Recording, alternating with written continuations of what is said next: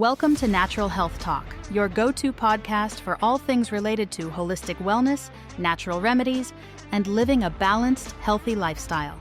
Be sure to visit our sponsor, topnaturalhealth.com, for special promo code pricing on all of the products mentioned in our episodes.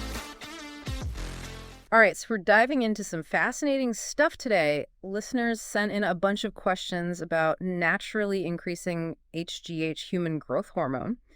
And, they sent over this article from topnaturalhealth.com. Looks like it has some interesting points. Yeah, it's definitely a hot topic these days. More and more people are realizing that health isn't just about, not feeling sick. It's about feeling your absolute best. Yeah. Functioning at your peak, even as we, right, get a little older. And it seems like HGH has something to do with all that. It really does. It's not just for, teenagers, going through growth spurts, which is what a lot of people might think. Right. The article goes into how it affects metabolism, body composition, even our immune systems. Yeah. A busy little hormone. It is incredibly powerful. Mm-hmm. And you can totally see why people call it the fountain of youth hormone. Okay.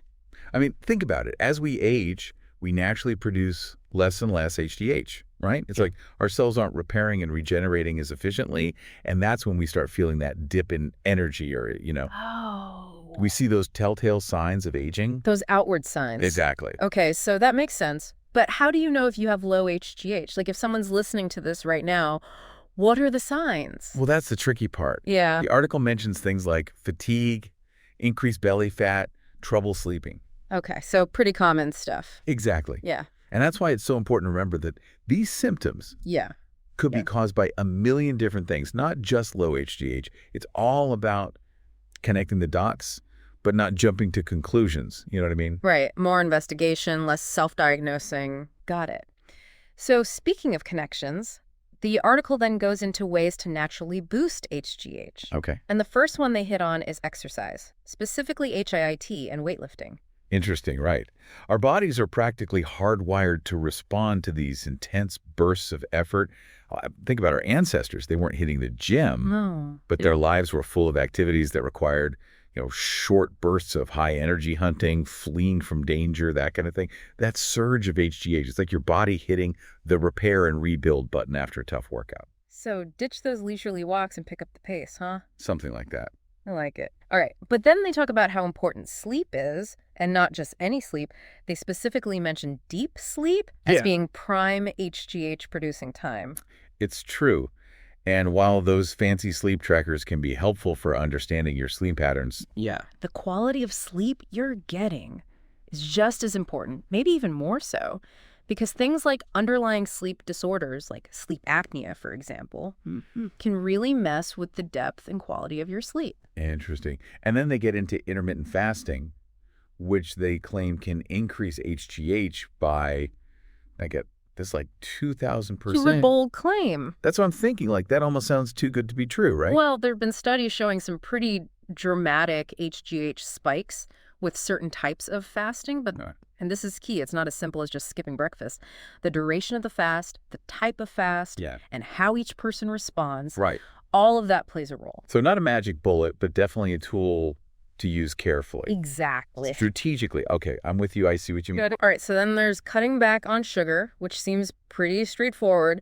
The article calls it the insulin seesaw. Sugar goes up, HGH goes down. It's a good way to think about it, although it's a bit more complicated than a simple seesaw, because when you eat sugar, your body releases insulin to deal with it, right? Right. But if your blood sugar is constantly elevated, your body is flooded with insulin, and over time, this can lead to something called insulin resistance. Okay, and what does chronically high insulin even mean? Basically, it means your blood sugar is consistently too high, so your body's constantly pumping out insulin to compensate, and eventually your cells become less responsive to it. So basically, we want to keep our blood sugar balanced. Got it. Keep those levels steady. All right, makes sense. Now, the article also gets into supplements, which I know is a topic a lot of people are curious about. For sure. But it's important to be cautious with these, wouldn't you say? Absolutely. The supplement world can be a bit like the Wild West, A lot of snake oil out there. Oh, yeah. Tell me about it. So how do we separate the hype from what actually works? Because the article does mention a whole bunch of supplements. Right. So instead of going through them one by one, okay, let's group them based on what the science actually says. I like that approach. Much better. Good. All right. So first up, we've got amino acids like L-arginine and L-glutamine. Ever heard of those? I have, yeah. They're supposed to help with muscle growth. Right. That's the idea. Hmm. And some studies suggest they can stimulate HGH release, especially around workouts or before bed. But the results are a bit mixed. Some studies show a benefit, others don't. And it seems like dosage is really important. So it's not just popping a pill and bam, HGH through the roof. Not quite. It's about understanding how these things actually work. The mechanisms, because everybody's different. Makes sense.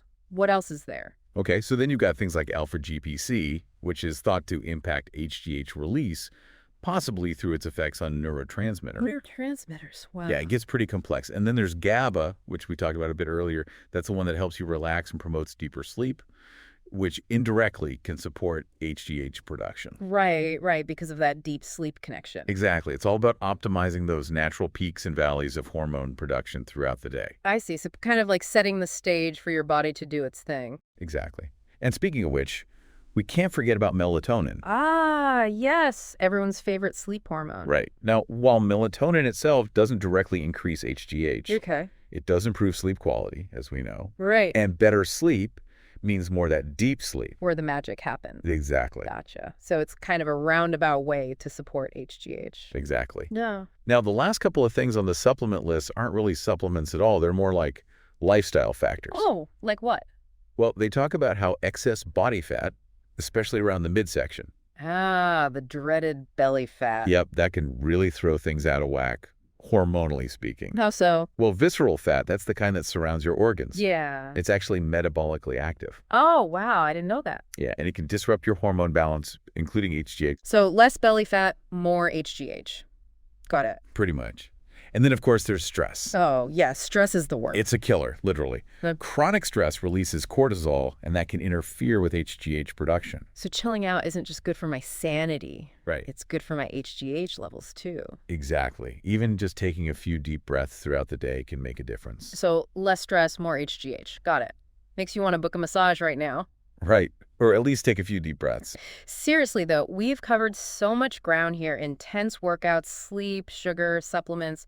For someone listening who's thinking, okay, I'm ready to boost my HGH naturally, where do they even begin? What's the most important thing to focus on?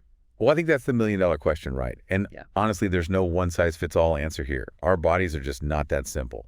Right. Everyone's different. Exactly. What works wonders for one person might do nothing for someone else. It all comes down to things like your age, genetics, lifestyle, all of it. So many factors. It's complex. The biggest mistake people make is thinking of HGH as this on-off switch. Yeah, like you can just flip it on and boom, more HGH. Right. It's way more nuanced than that. So more like a dimmer switch with a bunch of different settings. Exactly. And that's why if someone's really serious about optimizing their HGH, the best place to start is actually with a healthcare provider. Get some blood work done, establish a baseline. Okay, so know your starting point. Exactly. Once you have that information, then you can start experimenting with these different strategies we talked about. See what moves the needle for you. I love that. A personalized approach. It just makes so much sense. It's the only way to do it, really. Working with your body, not against it. Absolutely. Well, before we wrap up this deep dive on HGH, any final thoughts for our listeners? Let me see. We talked about how our ancestors' lifestyles, all that running and lifting and carrying, naturally kept their HGH levels up. Right. They didn't have to try to boost their HGH. Exactly. So maybe something to think about is, what are we doing in our modern lives that might be working against our natural HGH production? Just something to ponder. Interesting. I like it. And if you're listening and you want to learn more about those supplements we discussed, head over to topnaturalhealth.com. They've got a ton of information on their site, and they've even got a special offer just for deep dive listeners, so be sure to check that out. Very cool. All right, everyone, that's it for this deep dive on HGH. Thanks for joining us, and until next time, stay curious. From all of us here at Natural Health Talk, thanks for listening. Be sure to subscribe and don't forget to visit our sponsor, topnaturalhealth.com, for special promo code pricing on all of the products mentioned in this episode.